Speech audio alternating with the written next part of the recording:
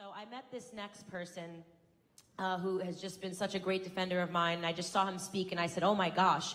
He was a veteran. I first read his story on the Daily Mail, a gay black veteran who had to come out and say that he was a conservative. I want him to tell you his story and his perspective on what is echoing throughout the LGBT community. First, just a video so you guys can be introduced to him. I think Democrats use identity politics to keep people in line, to keep black people in line, to keep Latinos in line, to keep gay people in line. I'm black and gay, and I've seen them use the same tactics for black people as they do for gay people. The media is drunk on the president. They are drunk on Donald Trump. Anything that they can possibly say to make this administration appear negative or racist or anything like that, they go for it. Don Lemon went from an anchor at CNN to the chief overseer on the Democratic plantation. What they're doing is they're trying to send a message to any other black American, to any other black conservative that supports the president, that this is what we will do to you if you are vocal about that support. What we hear every day from people who don't support the president is that he, gets support from white supremacists, white nationalists, etc. I was in a room full of hundreds of young black conservatives that did support the president. For you to call it a minstrel show, you are doing what every other black person is doing right now to anybody who dares to espouse conservative. You did. You just did it. And first of all, Kanye West talked about a lot of different things. He talked about the relationship between black people and the police. He talked about basically supporting the president. He talked about making America great right now. I've lost friends since coming out as a Republican. Really? People do not understand it. And these are the left that's supposed to be so tolerant and so inclusive, and these are the people that were the first to shun me when I came out as conservative. Well, we have foolishness is actually voting for Democrats. Are you going to let me finish, or are you going to interrupt because you don't get my point? Okay, well, you were just insulting what he's really doing by calling it foolishness. Foolishness is voting for the same party for decades and having nothing to show for it. What you want to do is you want to make it so controversial for any black person to have anything to do with this administration. You want the media has Trump derangement syndrome, and I think it is terminal. I think that they want to push out anything that is negative about this person because they know it gets clicks. I will tell you, and I will tell you, Trish, if I thought for a single solitary moment that the President of the United States hated me for being black or hated me for being gay, because I am both, I would never have gone to that event. I never would have gone to that lecture. Please welcome to the stage, Rob Smith.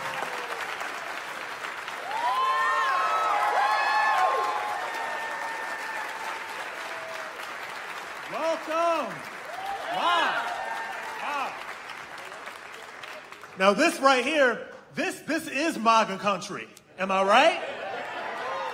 So let me ask you a question, and I'm going to ask you if you have heard these two statements before January 29th. Did you ever hear MAGA country before in your life? Never. No?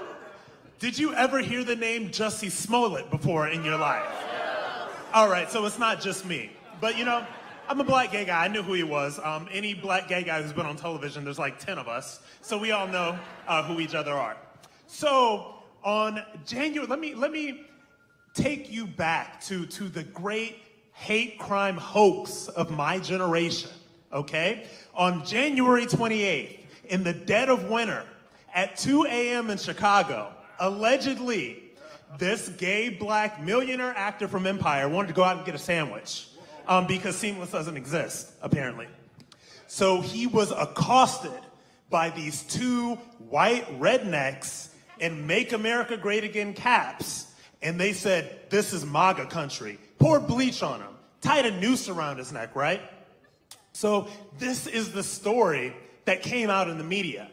This is the story that came out. And I remember reading it the very first day it came out. And I barely believed it at first, but by the time I got through the first sentence, I really didn't believe it. But I was like, okay, let me sit back and see how this plays out. Because there were so many things about this alleged hate crime that played into a lot of the biases that the left-wing media has, right?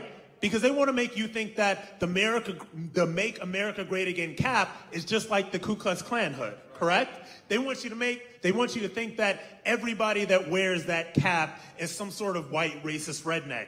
And I said, let me sit back and watch what happens. And man, it exploded.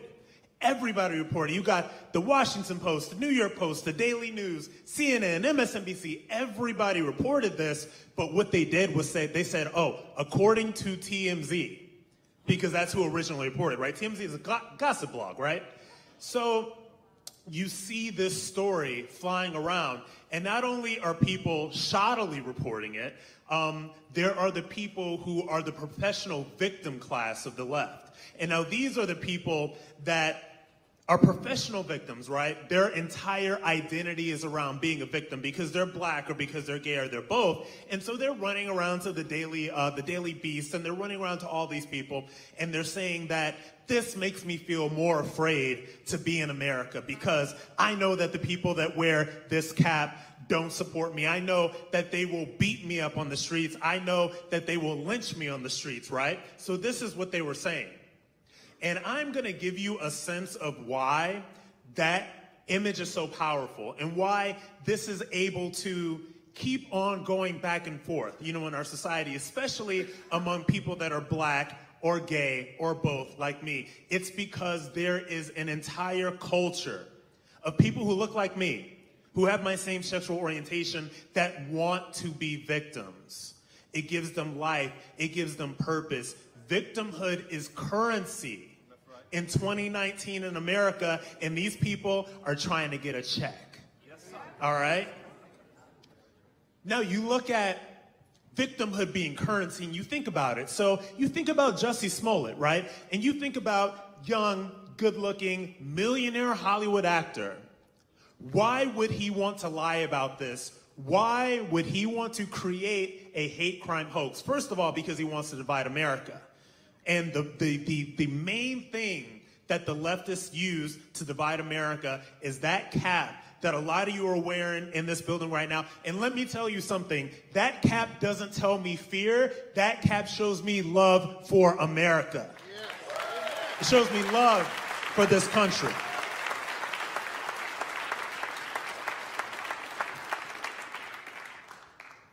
So, what's going on, and Candace said it before, what's going on with the left and how they've targeted blacks, and the left and how they've targeted Latinos, it is the same thing with gays and lesbians in America right now, because gays and lesbians are the new victim class, right? We are the new group of victims in America right now.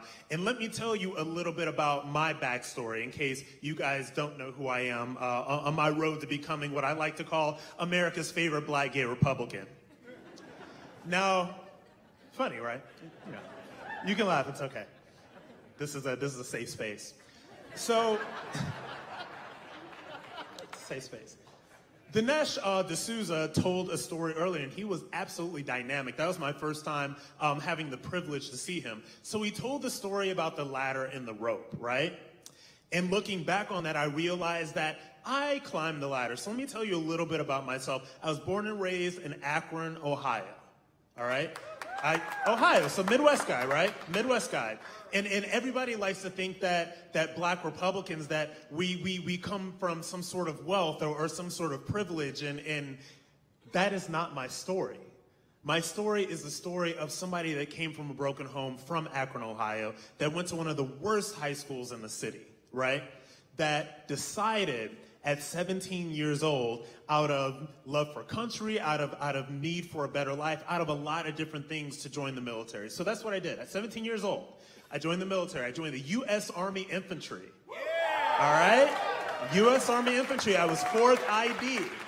All right? 11 Bravo, 4th ID. Hardest job in the military. Now, if I had to do it over again, I probably would have done the Air Force. It would have been easier, but I digress.